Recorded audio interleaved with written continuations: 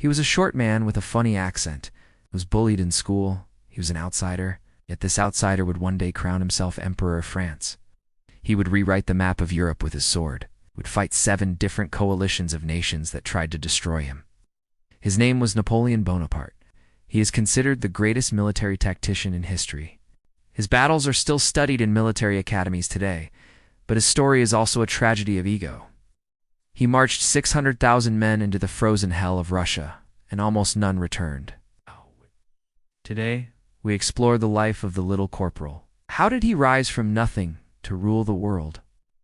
And how did he lose it all in one afternoon at Waterloo? Napoleon was born on the island of Corsica. He wasn't French by blood, he was Italian. When he went to military school in France, the other rich kids laughed at him, spoke French with a heavy accent. He was poor, he was lonely, so he buried himself in books.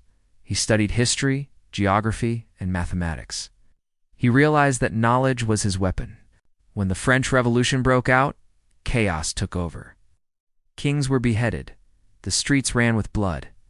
In this chaos, Napoleon saw a ladder. He rose through the ranks as an artillery officer.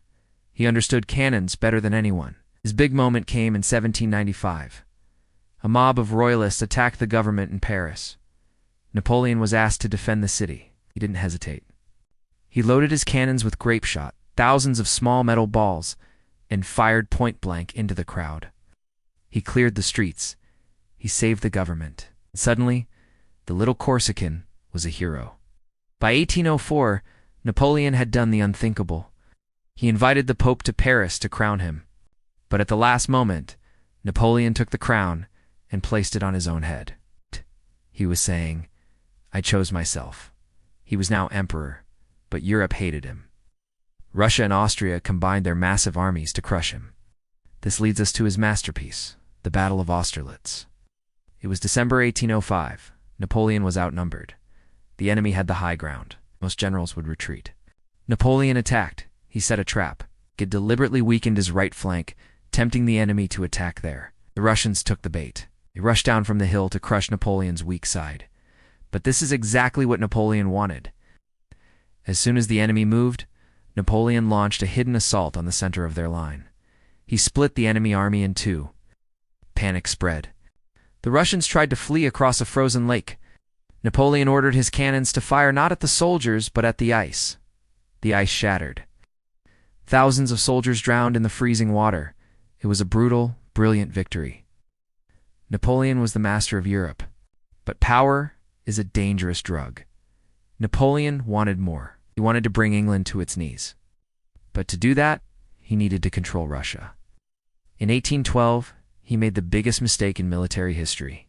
He invaded Russia.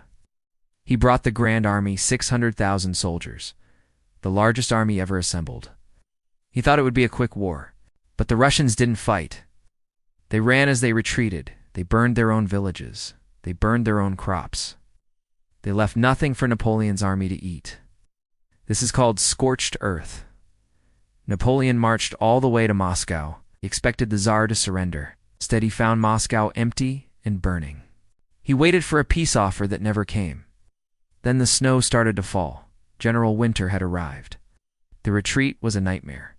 Temperatures dropped to -30 degrees. Horses died and were eaten by starving soldiers.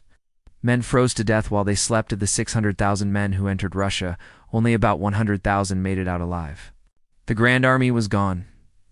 Napoleon was vulnerable. His enemies pounced. They captured Paris. Napoleon was forced to give up his throne. He was exiled to a tiny island called Elba. Most men would have given up, not Napoleon. After less than a year, he escaped. He sailed back to France with a handful of guards. The king sent a regiment of soldiers to stop him. Napoleon walked out alone to meet them. He opened his coat, showing his chest, and shouted, "If there is any man among you who wants to kill his emperor, here I am." Silence. Then a shout, "Long live the emperor." The soldiers dropped their guns and embraced him. He marched to Paris without firing a single shot. He was emperor again. This period is called the 100 Days, but the world united against him one last time. At the Battle of Waterloo, he faced the British and the Prussians. It was a close fight, but due to muddy ground and a few tactical errors, Napoleon was defeated. The dream was finally over. This time, the British took no chances. They exiled him to St. Helena, a lonely rock in the middle of the Atlantic Ocean, thousands of miles from anywhere. He spent his final years staring at the ocean, writing his memoirs, arguing with his guards. He died at age 51, possibly from stomach cancer or perhaps arsenic poisoning. So, what is his legacy? He was a tyrant, yes. But he also created the Napoleonic Code. He established laws that said all men are equal before the law, regardless of birth. He championed education and meritocracy. He showed the world that a poor boy from a small island could rise to challenge kings and emperors. As he famously said, "Glory is fleeting, but obscurity is forever." Napoleon ensured he would never be obscure.